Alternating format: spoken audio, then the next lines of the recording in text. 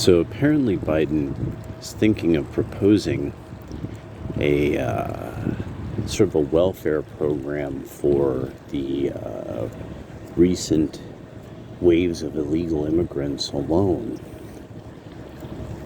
And it's going to be extremely costly. This would be somewhere around 6 million people put on the public dole.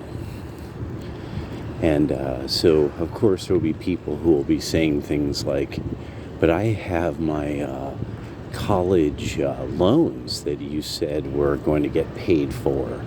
And then there's going to be people who are like, how is it that we're paying for Ukraine and for these people, but we have all these infrastructure things that need to be funded and all these other things? Black people will be fundamentally, well, already it's happening. Apparently, this is fascinating. These ducks something's going on with these ducks. Oh, that's so cool. This is like amazing. I wonder if I could even get this. Oh yeah, look at that. Boom. Look at that sunrise.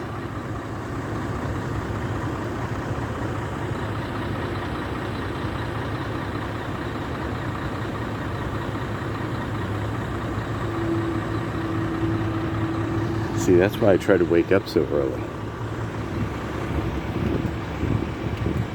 Like these fine gentlemen out here, waking up real early.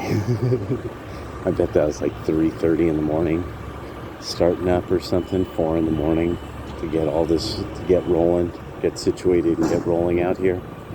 So there's, I know there's going to be this call by kind of the certain elements in the Democratic Party that will say, well, eventually, because the economy is doing so well, they say, by the numbers and this and that, you'll be able to take in all of these people who are illegal immigrants of low skill. This is the thing, that being in the lower portion of the economy for so long, there's something I distinctly noticed about socialists that I encountered. One, overwhelmingly white. They had glasses. They had glasses since they were children, so this means their parents were able to spend money on something like glasses. So these were not children of destitution. They would often speak of a mother and a father, and so as if, you know, they were actively had been raised by both in the same household.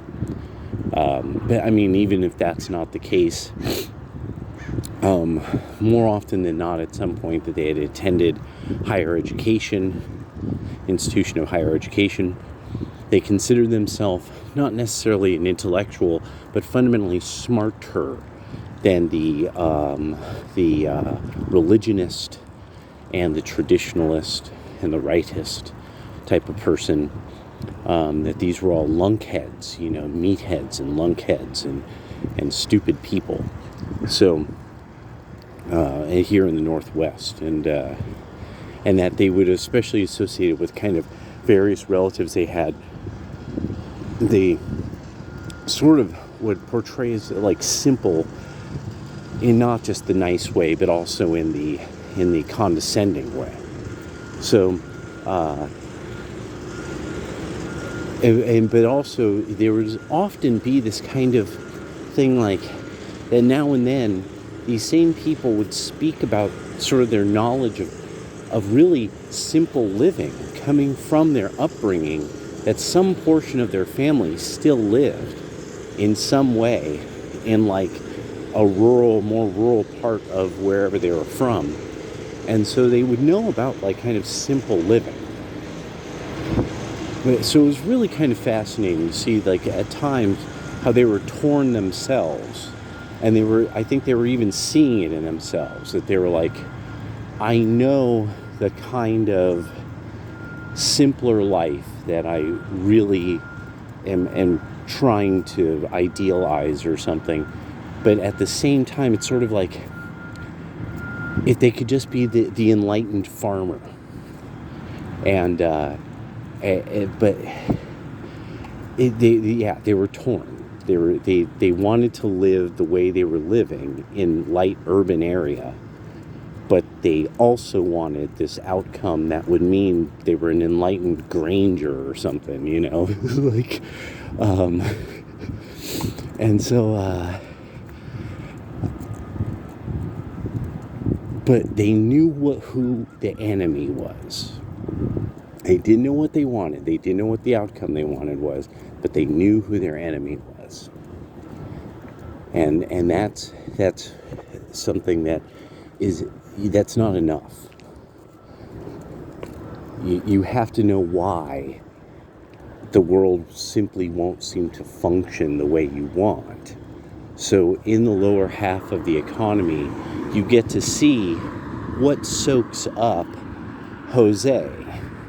Jose can do, like, pretty much what you tell him. He's not an idiot.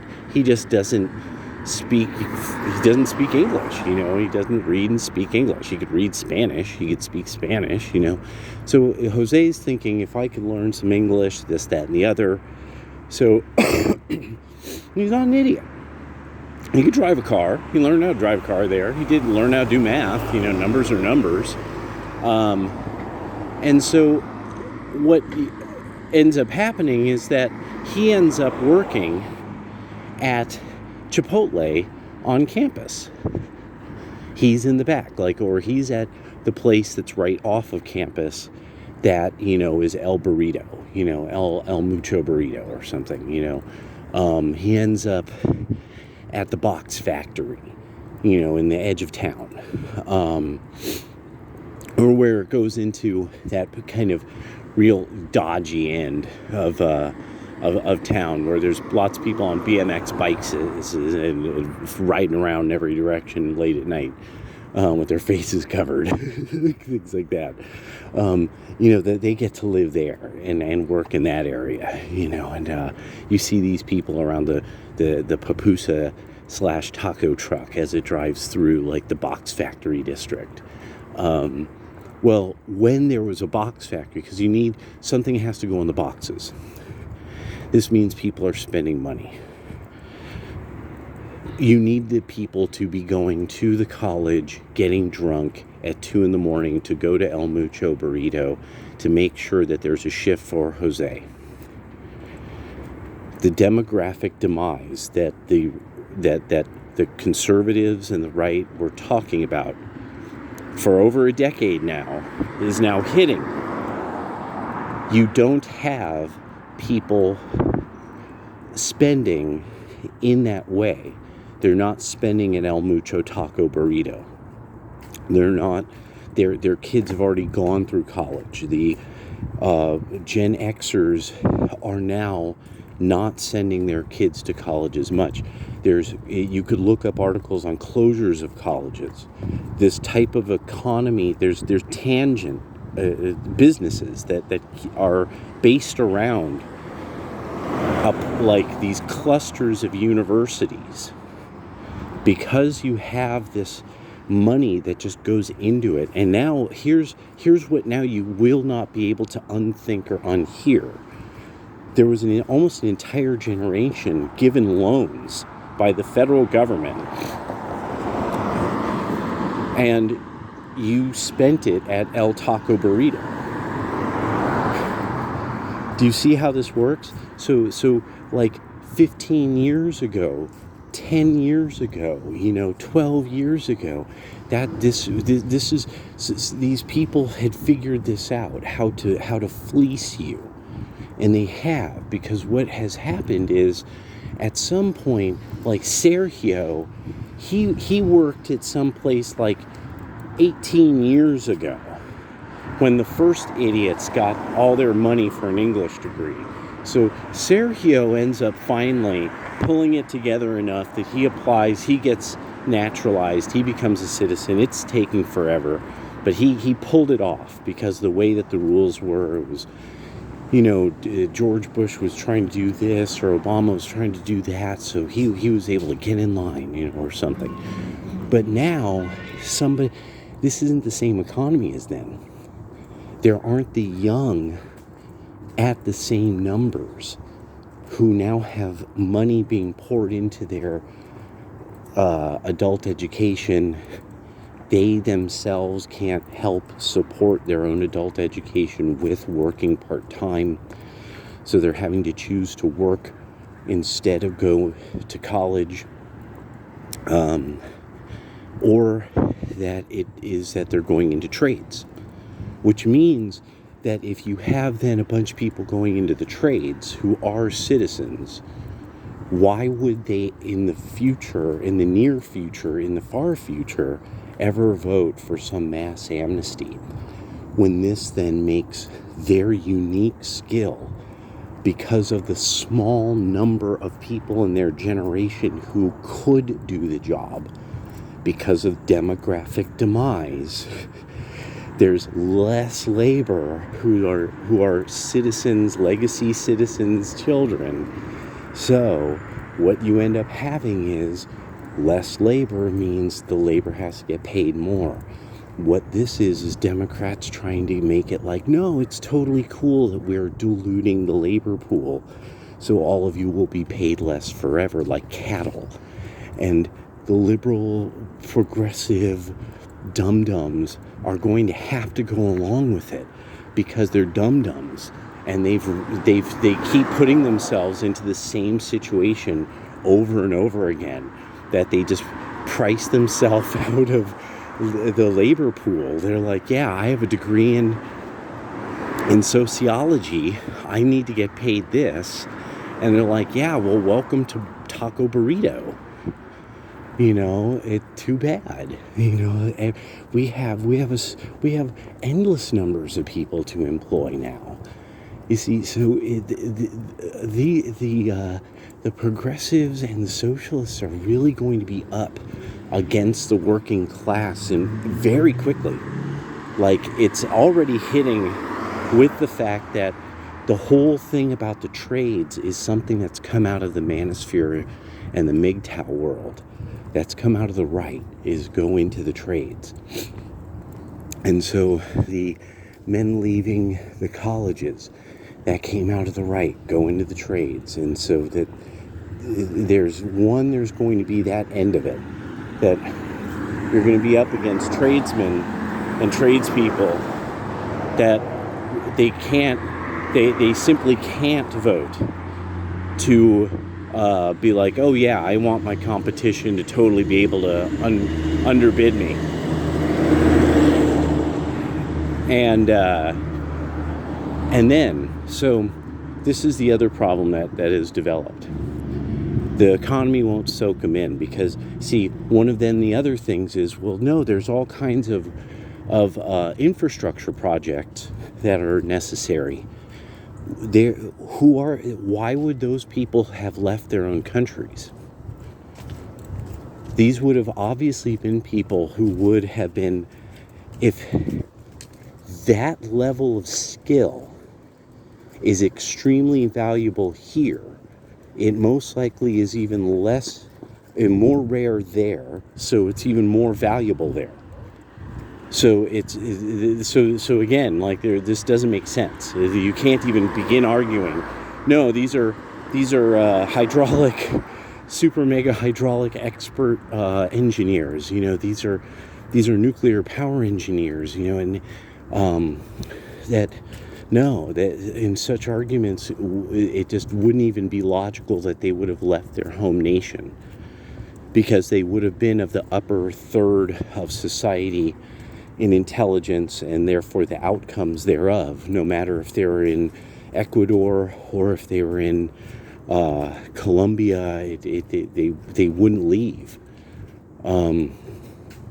So what this is an attempt to have an economy that soaks up people who don't really have much skill at all. They would be very, very akin in the workforce to something like a very, very strong teenage boy. Maybe some specified skills like baking, or something like fundamental, bricklaying, or, like the person had already learned how to do something, they were doing something at some point. But these are going to be people who are, that there's no way the economy, you can figure out how to tell them what to do in some language, and there's no way you could hire interpreters and stuff. It doesn't work that way. I remember what you could do this back in the 90s because there was so much business. It was so crazy. There was so much money going around that there would just be people who could speak enough English that they would just all tell each other what to do. And it was also, but it was the bottom of the economy. Like, I mean, it was like it was taco burrito. Literally, it was working at Taco Burrito. And so, like when I worked at another place, one of the guys was like, yeah, I was a school teacher. He's like, I was a school teacher and like a pre-med guy, who had pre-med training, and he's like, I mean, I don't speak enough English, and so it was just one of these things. Like, I mean, that's it there. So he was stuck at sandwich pasta, and until he got something better. I mean, he was one of those guys who was like, well, I'm gonna just have to work until I find something better. That's it. That's my life now. And so the economy's not like that now. And here's a key part of it, that this is where I knew, I'm like, the only way this all falls apart is if this happens. The women can't luxuriate. The women can't luxuriate and show off their fancy things. We should be seeing feet everywhere. We should be seeing pedicures and sandals and sundresses, just with drinks, just sitting out.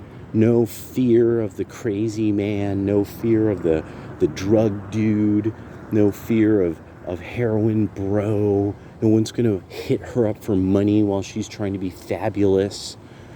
They really don't like that. They really don't like being hit up for money by heroin broham while they're trying to be fabulous, or cray bro, like malingering, or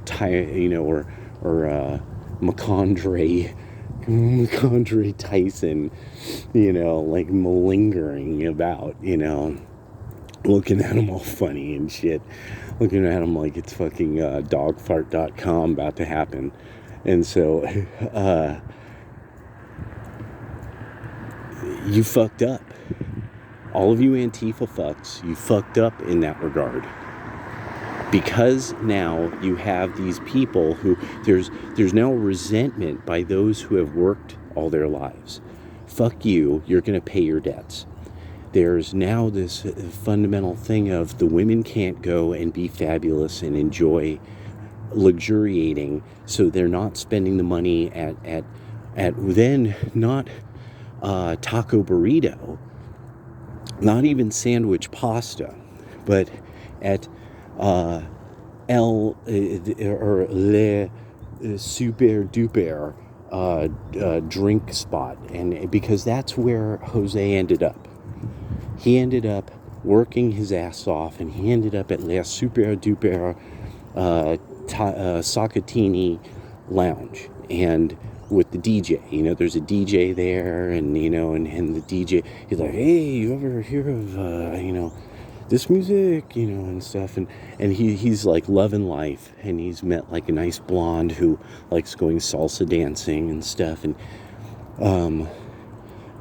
so this is, or that was probably Sergio actually. Jose's showing up now, and it's there. Sacatini, Le Super Duper Sacatini Lounge is no longer open, and its windows are boarded up. Every place he goes, he's like, "Why is everything here boarded up? Like, he didn't follow American news. He knew that there was some kind of, like, the police killed some guy and people rioted or something, but he doesn't know what the, no, but he there's people painted on walls, their faces and stuff, and it's like real weird. So he doesn't know that there's all the places that he would have been able to work are closed. All of the stuff that would go to those places, the kegs, the bottles, the hoses for kegs, the guy who keeps getting called to rewire places because there's this new kind of oven that everyone's using to heat sandwiches, because the new thing is avocado toast with cheese sandwich or something, whatever, or steamed burrito, whatever it is that and so oh yeah, ours is doing this, our coffee machine is on the fritz, it's doing that, and there's a guy who fixes that, but to fix that he has like 2 guys who help him. They're not really citizens, but he pays them in cash. This is how the West Coast worked. We all kind of winked and nodded and, we know how this is working. So people don't really get, that's how Silicon Valley became Silicon Valley. It couldn't function. It couldn't afford to be what it became without there being the illegal immigration. But now you don't have the economy itself to soak them up. There's no way of absorbing that many people into the present economy. We can't absorb our own children who are college educated into the economy. We can't absorb a generation that's smaller. 2 people made only 1 person. That 1 person is in college now. The economy can't absorb them so that they will be able to easily pay off their college debt and then accrue savings so they can very quickly start participating as an adult in the just normal economy, normal America at any other time. And now the dream is that we will somehow absorb a city full of people, a major city full of people.